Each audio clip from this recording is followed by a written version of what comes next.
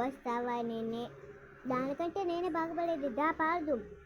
నువ్వు వస్తావని నేను రబయ్య సిల్కు సీర కట్టుకుంటేనే రబయ్య సిల్కు సీర చింపుకుంటేనే.